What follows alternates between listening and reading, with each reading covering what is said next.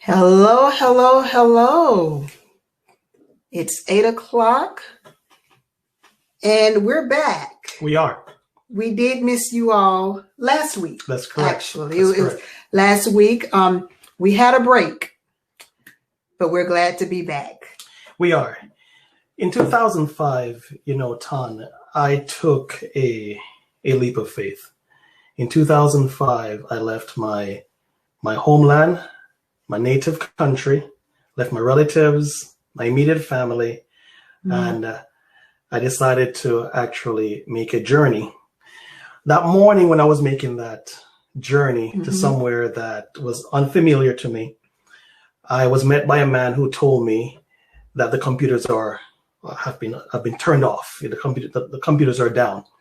And the first thought that came to my mind was, okay, if the computers are down, how am I going to get from where I am to where I need to be? And then, in addition to that, I stepped up to the plate and went up to the counter and asked the customer service agent with the airlines, can I check in? And she said, well, lucky you, the computers are back online. Then when I got to my next destination, I was stopped by immigration. They wanted to ask me a few questions. And so I sat for about 30 minutes, barely made my flight, and eventually got to Birmingham, Alabama, when a few days later we got married. So where is your homeland? So definitely, I'm a native of Jamaica. Yes, and I remember that transition. I remember when you were going through that. I remember not just the difficulty that you had at the airport trying to catch a flight, but even the days, weeks, and months. Oh, yes.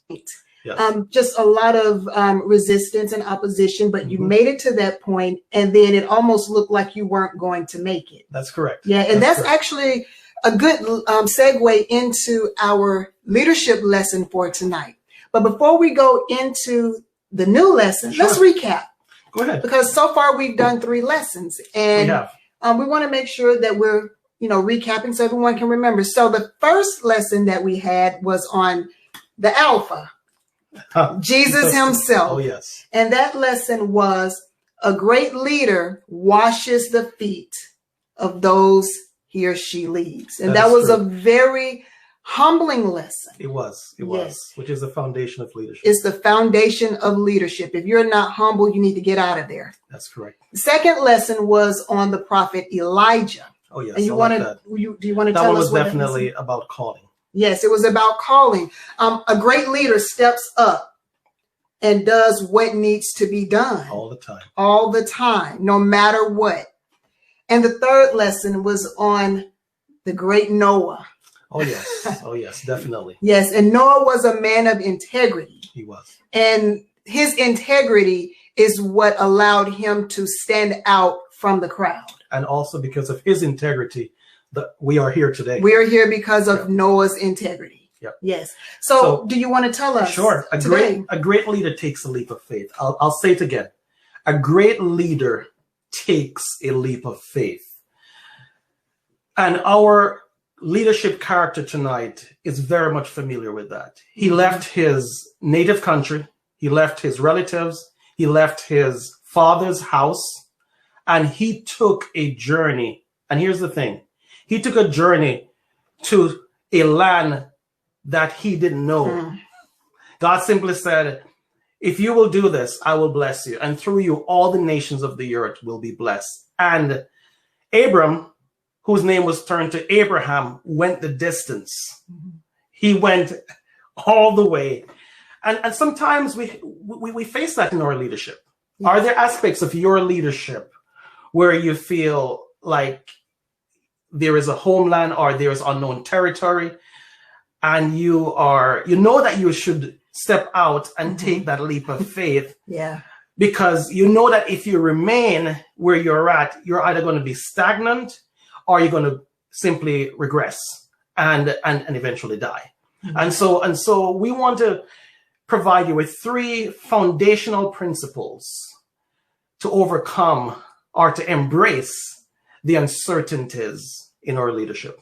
You know, when you talk about a leap of faith, I get a visual. You know, I get random pictures in my mind, and I also get random songs, but I'll spare you the songs tonight. But I do have a picture in my head. And it's a very common picture of, you know, someone who is walking a path, then there's this gap, and then there's the other side. And you're walking, and this is how so many of us do. Yes. We're walking the path, and we get to that gap, and we know that we want to get to the other side because we know that there is so much greater on the other side.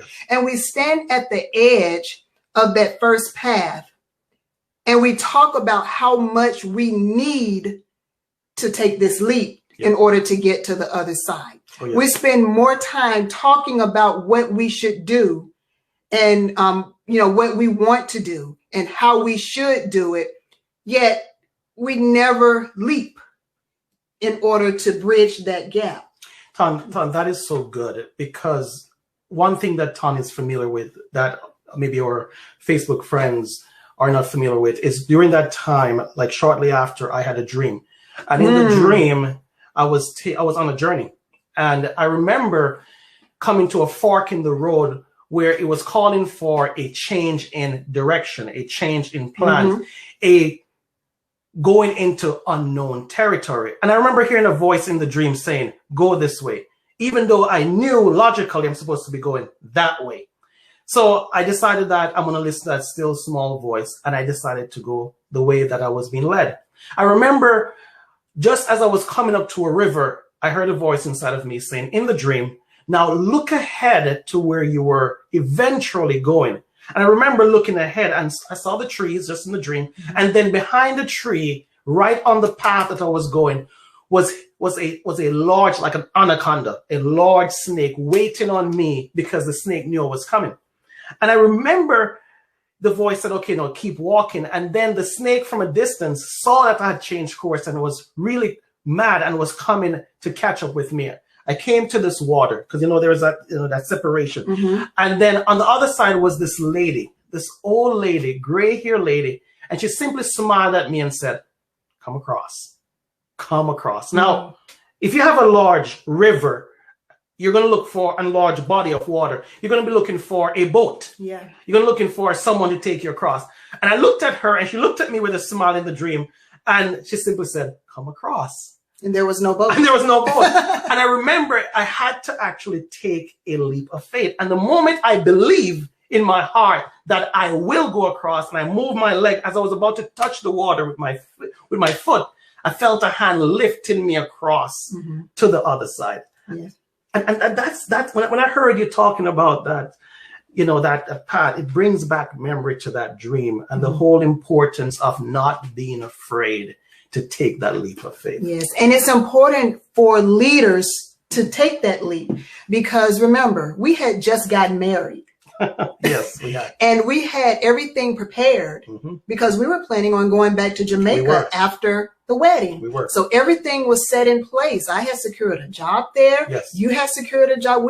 I had quit my job in Birmingham, and I had given up everything, and we were getting ready to, you know, board a plane in order to go back to start our new life together. So as my leader, I had to trust because I was ready to go. And you know that. You know that. But it was a leap of faith for me as well.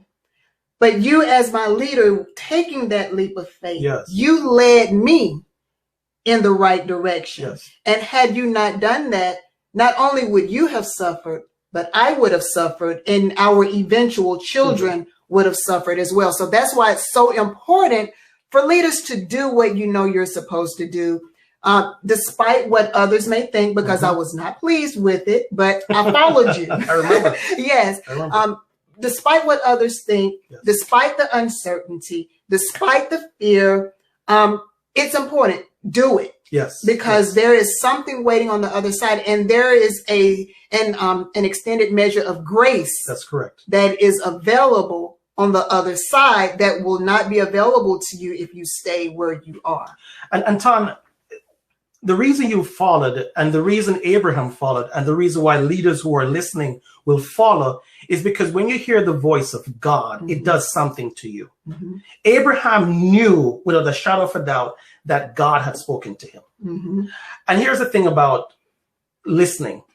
As leaders, it is critical for us to have the ability to be able to hear, and especially hear God's voice. Because as leaders, there are a lot of noises out there. There's a lot of noise and a lot of voices. There are a lot of voices. Yes. There are internal voices, there are external voices, and there are conflicting voices within and outside and without. So it's important that as a leader, especially kingdom-minded leaders, that you clearly understand and you clearly know the voice of God for yourself. And not just depend on the voice of God through others. Because what the voice of God does for you is that it creates faith. It creates conviction. And that's what it did for Abram. Leaving his native land, leaving his relatives, leaving his father's house was not easy. No. But Abraham went the distance anyway because of his conviction. He knew what he heard, and he was willing to go the distance because of his faith in what God has said. And the same is true for you, leaders. The same is true for us. Yes. So we're talking about Abraham, who is known in the faith as the father of faith. Yes. Okay. Well, let's take it back a little bit. Nice. Okay. So give us some context. Yeah, God called Abraham, or we read about it in Genesis chapter 12. Yes. But if we back up to Genesis 11 and we read the story and get down to, I think it's verse 31. Yes. Genesis 11:31. What we see is that Abraham's father, his name was Terah. Terah took Abraham, Sarah, at the time it was Abram and Sarai, but them and Lot, and they left Ur, which was their home, which was Abraham's, which was Terah's home. Yes.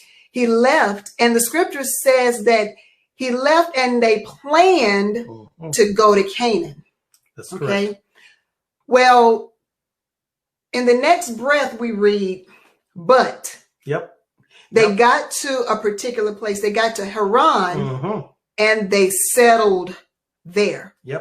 That speaks volumes to me. Tell us. They planned to go to Canaan, but they got to Haran and they settled there. And they settled there until Terah, Abraham's father, died. Now that's sad. So going into chapter 12, yes, God tells Abraham, I want you to get up and leave your country. And I want you to go to a place where I will tell you, I'll let you know, but I just just get up and go. You don't know where you're going. I'll let you know when you get there, but get up and go. Once Abraham got to Canaan, yes, that's when God spoke and said, look, this land right here, this is the land that I am going to give as an inheritance. So the place where Terah, Abraham's father, was planning to go, but decided to settle before he even got there, is the same place, the very place that God had prepared for Abraham in his inheritance. So it just makes me wonder, is it possible? And I don't know, and I'm not reading into the text. It didn't say. It causes me to ask questions, though. Is it possible that maybe God had originally spoken to Abraham's father and Terah had good intentions, but he never made it? You know, Tana, one of the lessons that we have learned as leaders is the difference between good intentions and being intentional. And being intentional. Yeah. Good intentions will only take you so far. Being intentional will help you to go the distance. Being intentional will help you to take the leap of faith. And that's what we saw with Abraham. Yes. And so I want to ask this question to you in light of that. Are you settling?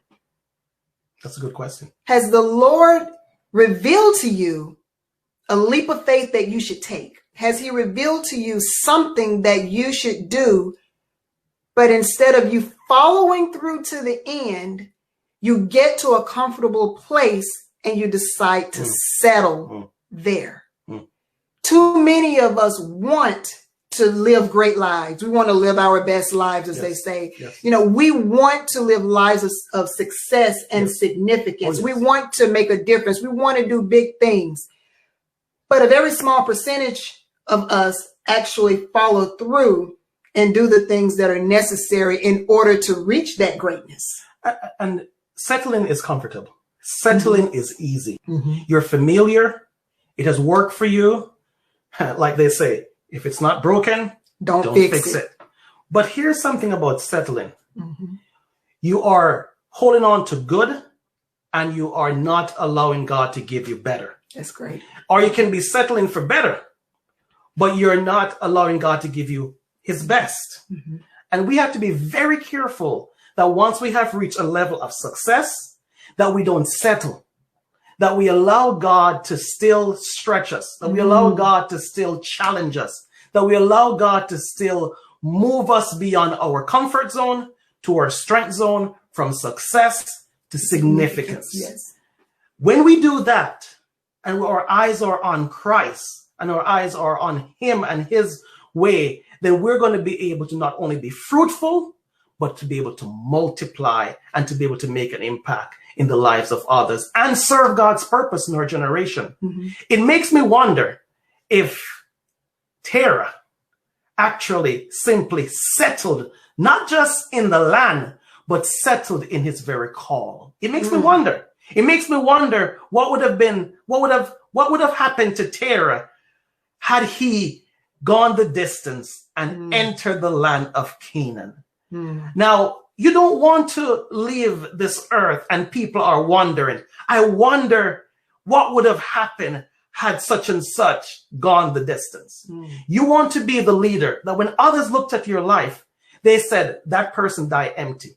That person gave everything. That person left nothing on the table. They serve God's purpose in their generation. And look at the significance. Look at the difference that they have made in our lives. Dear leader, dear kingdom leader. Yep. If you're settling, you need to step it up a notch. That's true. Do not settle. And that is personally, that is professionally, don't settle. Now, in addition to the foundational principle, as we look at Abraham's life, is that he listened to God. In addition to that, Abraham leaned on God's ability. And that's something for us leaders, because when we think about leadership, people are looking to us. Leadership is about influence. Influence is about agreement, agreeing on the behaviors, the right behaviors that will produce the desired outcomes. So people are looking to us. So here is something. If we're not careful as leaders, we can start to depend or lean on our own understanding. We, as kingdom-minded leaders, we have to remember that our gifts, our callings, our abilities, our strengths, our opportunities are gifts from God. So we want to make sure that we're leaning on him. And Abraham knew the difference between self-reliance and God-reliance. You know, it's in Proverbs, Ton, where King Solomon encouraged us. He said, trust in the Lord with all your heart and lean not to your own understanding. Someone will ask the question, so how do I know, Ton, if I'm as a leader, if I'm trusting in the Lord? You're not leaning on your own understanding. That's the answer. The moment you're leaning on your own understanding, you are not trusting in the Lord. So when we trust him, then guess what? We can seek his will in all that we do. It was a step by step for Abraham traveling from Haran to Canaan. As a matter of fact, he didn't even know that he was going to Canaan. When he got to Canaan, God said, this is the land that you will receive as your inheritance. And that's the thing about taking a leap of faith, is the matter of the certainty in God's character, but the uncertainty in the journey. Yes. You know, I've learned from personal experience that there are some reasons that we tend to lean on our own understanding and not trust God. And they all boil down to fear. It's a mindset issue. We haven't had our minds renewed. Therefore, we're not transformed on the inside. So when we act or we don't act, is because of what's going on in here as a Yes. result of what started out in here. Ton, I know you're going to say more about mindset. That's one of the reasons I'm so excited about our upcoming mentorship, because that's about helping you to change your mindset. And that's one of the things I've noticed. The difference with individuals is their mindsets. Mindset. The mindset is really the difference between success and significance, Oh, yes. or even the lack of success. Yes. It's all in the mindset. correct. You know, there is the fear, as you mentioned, the fear of the unknown. Yes. He didn't know where he was going, but he trusted God. And in Romans chapter 4, it said, you know, Abraham trusted God and God credited that to him as righteousness. His belief, he believed God. And because he believed God, God considered him righteous, because the just shall live by faith.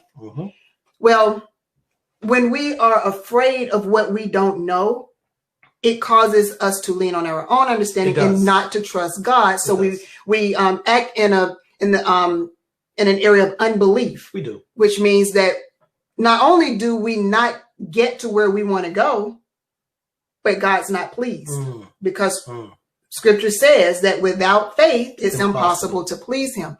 You know, there's the fear of failure, and I can speak to this personally. You know, I am a high C personality on the disc, and I'm all about perfection. And so there's always that fear that I'm going to miss it, or I'm going to mess up. And I've had to get to the point where I realize, okay, so what? If I fail, guess what? I fell forward, as John Maxwell says. Sometimes we fail, and sometimes we sometimes we win. Sometimes we win. Sometimes we learn. Sorry. Yes. Yeah. And but failure should not. There's really no failure in God. You know, it's interesting you said that, because Thomas Edison didn't see failures. I remember someone someone came to him and said, "Mr. Edison, you know, you have failed over 1,000 times." And he corrected the interviewer and said, "Young man, those were not failures. Those were simply attempts that I learned." You know, there was lessons that he was learning every single step. Every single step of the way. It's amazing how when we change that mindset, that what we consider as failure in a science room or in a science lab, scientists don't see it as failure. They see it as experiment. Discovery. As a matter of fact, we have a little scientist in our home. Yes. On the opposite end of that, the fear of failure, some people actually fear success. And you know what I believe it is?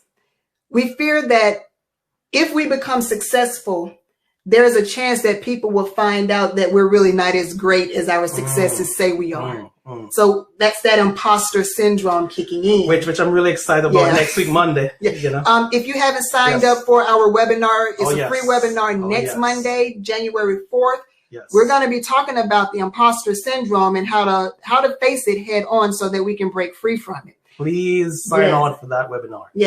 And fear of discomfort. We don't want to be uncomfortable. We want to be comfortable.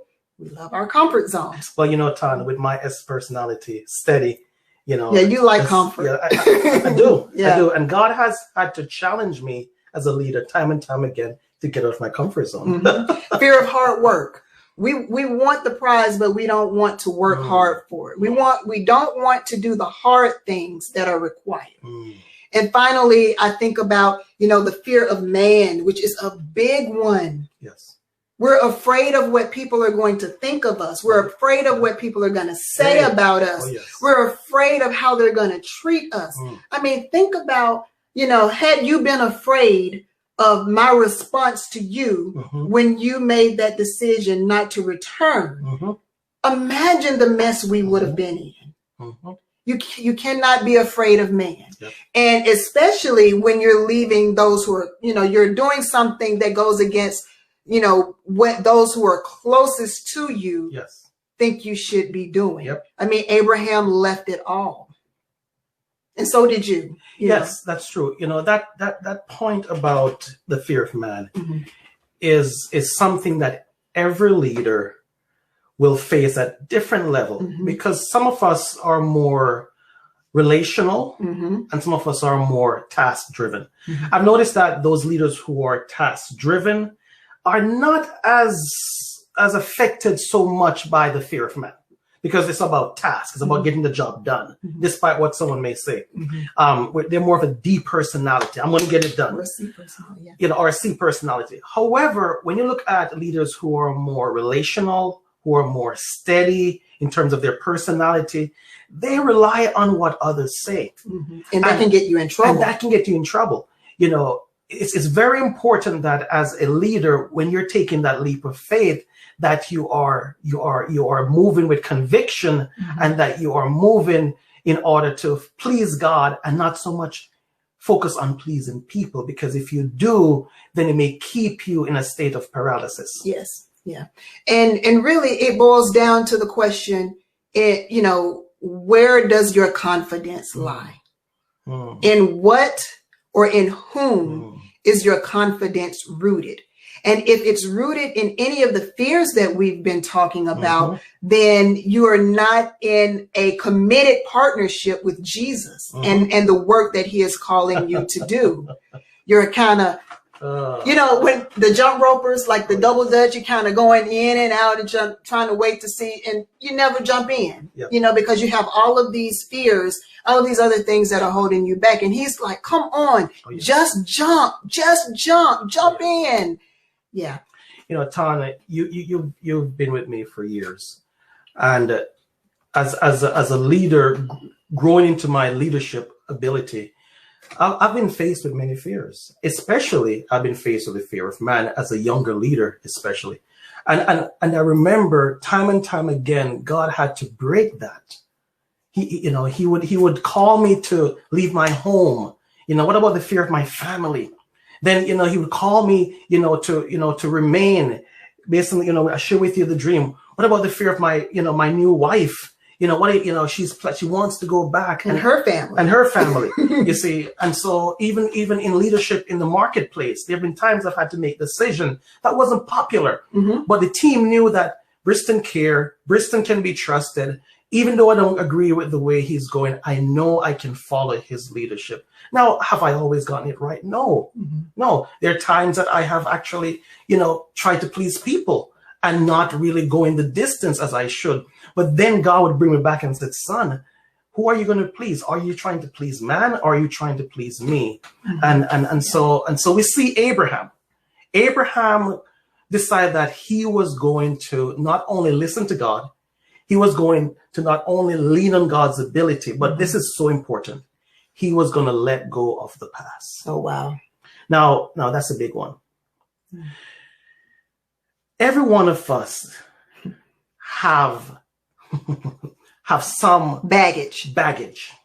It doesn't matter who, it doesn't matter what we show or what we project or what image that is being seen. We all carry some baggage. And in order for us to go the distance, we will have to let go of those baggages. And for Abraham, he even didn't want his son, Isaac, when he got to the age where he was now ready to marry. And I know he was at the age of 40, but Abraham told his oldest servant, when his servant asked him, so should I take your son back to Haran, back to where you're from? He said, no. Don't, because God has given me this land. Yes, you can go and search for a wife, but do not take my son. What was Abram doing? Abram was saying, I'm not going back. If we think about Lot's wife, she looked back. And we heard the last thing about Lot's wife. She turned into a pillar of salt. If the children of Israel, when they tried to go back to Egypt, God stopped them. So it's very important that once you have taken that leap of faith, that you don't keep looking back. And here's the reason. Here's the leadership tip.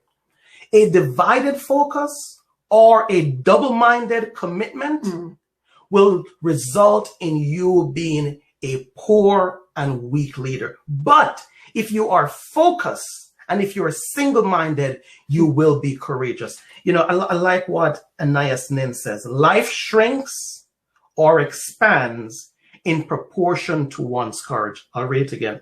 Life shrinks or expands in proportion to one's courage. So if you are a courageous leader, your life is going to expand because you're focusing on faith. At the root of fear is unbelief. But at the root of courage is faith. Faith in God. Mm-hmm. You know, I love the Apostle Paul. He was a courageous leader. Talk about courage. And he said this about focus. I focus on this one thing, forgetting the past and looking forward to what lies ahead. Forgetting the past and looking forward to what lies ahead. Now, I've heard the analogy of a car. It's important for us now and again to look into the rear mirror. But if you notice it, the rear mirror is really small. The mirror in front of us is large. What does that mean?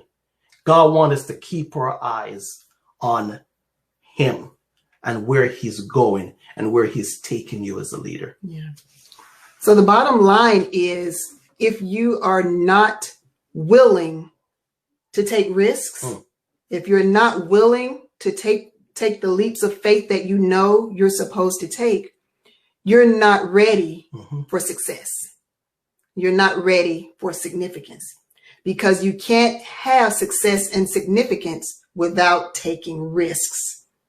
You know, it's interesting that it's when you go out on that limb, that's where the ripe fruits are. If you know, it's when you are willing to take that risk that you're able to receive the greatest reward. No risk, no reward. And think about how you're leading others. What is the example that you're setting for others? Others are watching what you do. Oh, yes. They're watching if you're always playing it safe, or if you're willing to take the necessary risks and trust God for the supernatural. Exactly. You know, I think about, and Briston might get on to me about this story, but I think he knows where I'm going with it.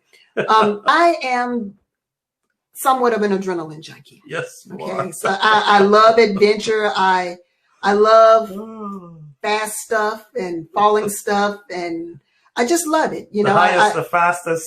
Yeah, the longest. The longest. So for years, one of the things that I had on my bucket list was to go skydiving.